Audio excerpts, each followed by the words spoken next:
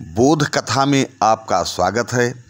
आज हम आपको बोध कराएंगे कि मृत्यु तो सृष्टि का अनिवार्य सत्य है। एक समय की बात है, भगवान बुद्ध श्रावस्ती नगरी में ठहरे हुए थे। उनकी सायंकालीन सभा चल रही थी।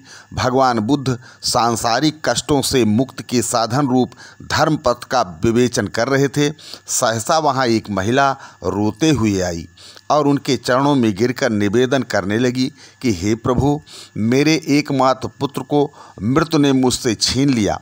आप आशीर्वाद दे देंगे तो उसे जीवन मिल जाएगा। आप कृपा करके उसे जीवित कर दें।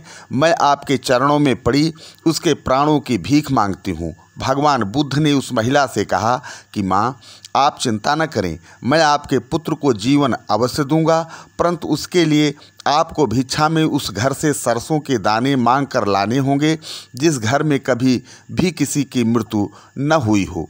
वह महिला भगवान बुद्ध के आश्वासन से इतनी विभोर हो उठी कि भगवान के कथन का मर्म समझे बिना भिक्षाटन पर निकल पड़ी।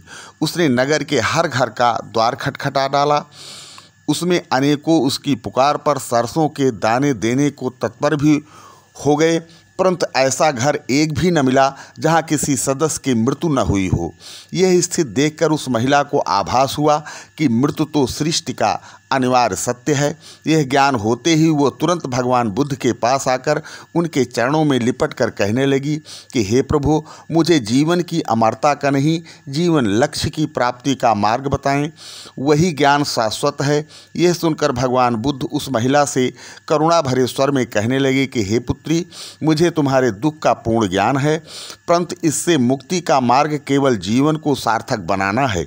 भगवान के श्री मुख से ऐसे वचन सुनकर पूर्णतः संतुष्ट होकर वह महिला अपने घर लौट गई। उसने अपने पुत्र के मृत शरीर का अग्नि संस्कार किया। तत्पश्चात वह गृह त्याग कर भगवान बुद्ध के शरणापन्न हो गई।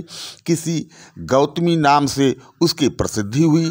उसने धर्म ज्ञान प्राप्त किया और उस आहत पद पर पहुंची जिसे बिरले साधक ही प्राप्त करते हैं।